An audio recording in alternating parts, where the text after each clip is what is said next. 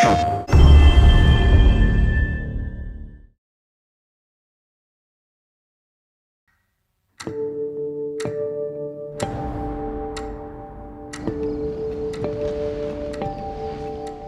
lot of the conversation that Craig Mazin and I had, we would talk through a sequence like that and talk through all the beats. What do we get out of those beats? Why are they important? Well, let's just get that wholesale into the show. I think Neil and I were both excited by the idea that we could actually add a little bit more context to Joel and Sarah's relationship. This is your chance. You keep her alive. So with the show, we could say, okay, what's important in the sequence was like, well, we want to show the bonds of the family.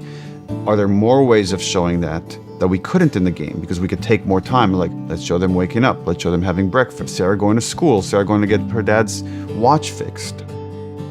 We shared a lot of the concept art from the original game and the remake with them, and they used a lot of it very faithfully to make the fans that were playing the game feel like they were being true to the material.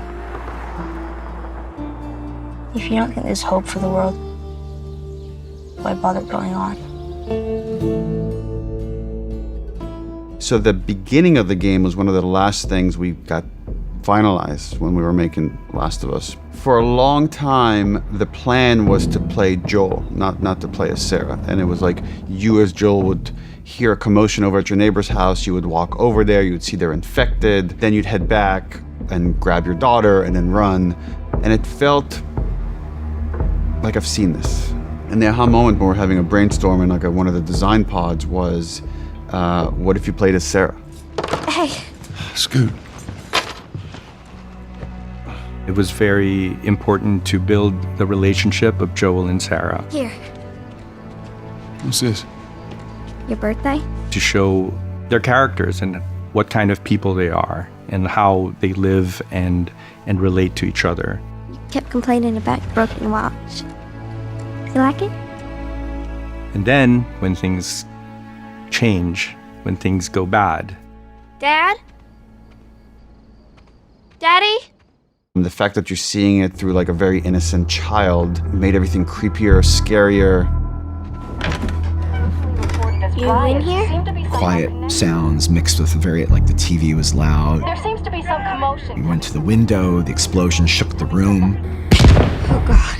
Everything was there to create this kind of uneasy tension. These kind of elements of like something is off until Joel comes in and then has to shoot his own neighbor. Jimmy, just stay back! Jimmy, I am warning you! Don't! Where the hell you been? You have any idea what's going on out there? I got some notion. Once you get into the car, you have tension being raised by police cars going through with all the lights spinning around. The view is very claustrophobic. Things are just very close to you. Army's putting up roadblocks on the highway. You look at a sequence like that, as an animator, you're like, oh, this is something that you get really excited for, and then you get really terrified that you're doing because it's a big moment. With doing that, we have to kind of really pull your attention to where we want it to be. That's Lewis's farm. We do that with sound, we do that with animation, we do that with lighting, with fire. All of that is something that an animator put love and care into to make sure it happens exactly the way you're seeing it. But maybe one of the most important things to show in that drive was the family that's asking for help. Let's see what they need. At that moment, Joel shows you who he is. Who do you think you're doing? Keep driving. I got a kid, Joel. So do we. We have room. Keep driving, Tommy. And Joel is somebody, to survive, he has to control his environment to the best of his ability and make decisions based on what keeps them alive. He's gonna do everything he needs to take care of his daughter.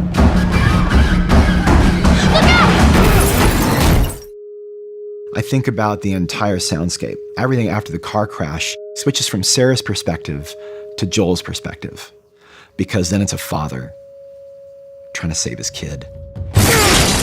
Come, give me your hand. The infected gets closer and closer, and the shadows get longer and longer. This intense light just shines towards you.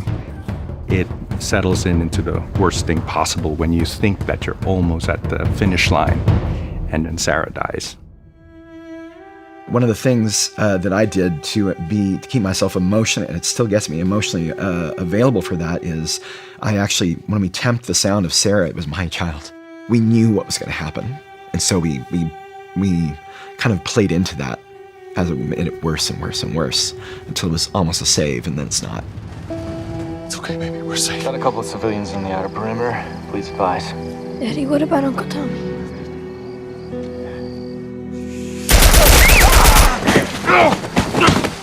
The choices we made were authentic, right? We didn't want to stray away. We wanted to make it grounded. Sarah. Move your hands, baby. I know, baby. I know. It's very powerful to have such a specific beginning to mark and shape the identity of the character thereafter for the rest of the game and for the rest of the show. The simplicity of Sarah's death was actually really hard to get to, and we worked at it so hard. And Hannah Hayes, who played Sarah, did such a fantastic job. She was so believable as like a child dying. I remember that we had a few crew members that walked off set. They felt it was too much to watch that happen multiple times. We have great actors, Pedro and Nico, just do this heartbreaking job. I love the game version and I love this version. They live equally in my heart. Sarah. Baby. Don't do this to me, baby. Don't do this to me. Always accessible, always readable, always raw. And I think to try and be honest to that as much as possible was a huge push.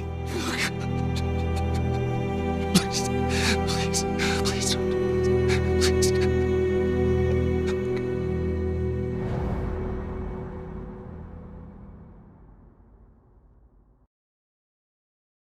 PlayStation